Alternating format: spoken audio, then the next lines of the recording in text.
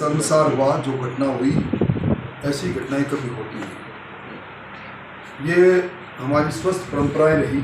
जब सदन चलता है और किसी का त्यागपत्र हो या नए मंत्री का के शपथ ग्रहण हो, मुख्यमंत्री जी को आकर कहना पड़ता है कि हमने इनका त्यागपत्र लिया या इनको हमने नए मंत्री परिषद में शामिल किया। जब गुडा जी को बर्खास्त किया गया तो अच्छा तो ये होता कि स्वयं सरकार की तरफ से एक वक्तव्य आता कि हमने इतनी तारीख से हमारे सैनिक कल्याण राज्य मंत्री को हटाया।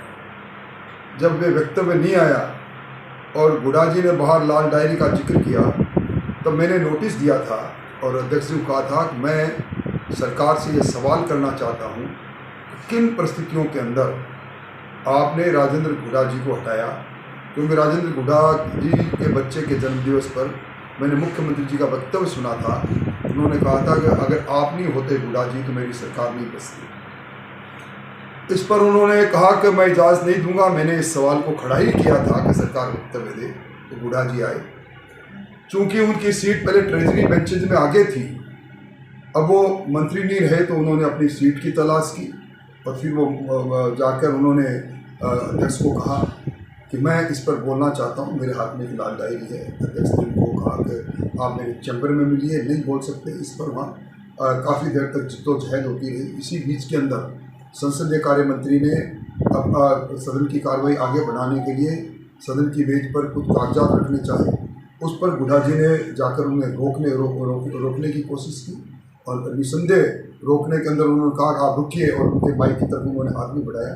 बस इतनी सी बात थी कि हमारे सामने कांग्रेस के जो उनके खुद के साथी थे, आधा दर्जन से ज़्यादा विधायक उठे और गुत्थम गुत्था हो गया, उनको पकड़ लिया। अध्यक्ष जी ने मार्शल को बुला लिया। उसके बाद जो कुछ हुआ वो सबके सामने हुआ। यूट्यूब पर सारी चीज़ें दिखाई देती है। ये निसंदेह जिधर गुडा जी के साथ गुत्थम गुत्था हो रहे थे, चूँकि गुडा जी ट्रेजरी बेंचेज के सदस्य रहे, मंत्री रहे और अब भी वहीं उनकी सीट थी, उसी सामने हुआ। इस पूरे दृश्य को हमारे लोग भी उनको बचाने के लिए आगे गए। मदन दिलावर इसीलिए कोप भाजन बनते, उनको भी 15 विधानसभा के शेष कार्यकाल के लिए निलंबित किया गया। मैं समझता हूँ कि अगर अच्छा रहता, सरकार को मैं भी कहूँगा कि अगर दामन साफ है तो जो डायरी उनके हाथ से छीनी गई। इससे पहले कांग्रेस में जब हरदोल जोशी जी मुख्यमंत्री थे, रामपाल उपाध्याय से उन्होंने त्यागपत्र लिया था। भैरव सिंह जी शेखावत प्रतिपक्ष के नेता थे। उन्होंने इसी प्रकार जिस प्रकार मैंने सवाल खड़ा करना चाहा, उन्होंने सवाल खड़ा किया। सरकार की तरफ से वक्तव्य आया और उस पर 4 घंटे बहस चली। मैंने विधानसभा अध्यक्ष जी को लिखकर ये कहा था कि ये स्वस्थ परंपराएं रही है, अध्यक्ष ये व्यवस्थाएं रही है, इसलिए कृपया सरकार से वक्तव्य दिलाएं।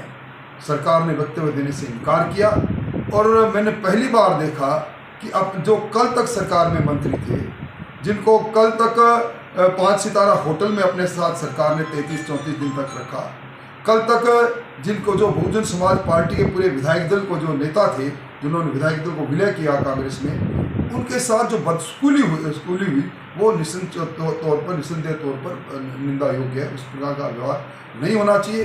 किसको मंत्री बनाए, किसको हटाए, ये सर्वविवेकाधिकार है मुख्यमंत्री जी का। पर जो घटना चक्र हुआ और उसके बाद जिस डायरी का जिक्र हुआ, मैं समझता हूं कि इसने दागदार कर दिया दामन कांग्रेस का। कांग्रेस इस लाल डायरी के खौफ से और इस लाल रंग से बच नहीं पाई।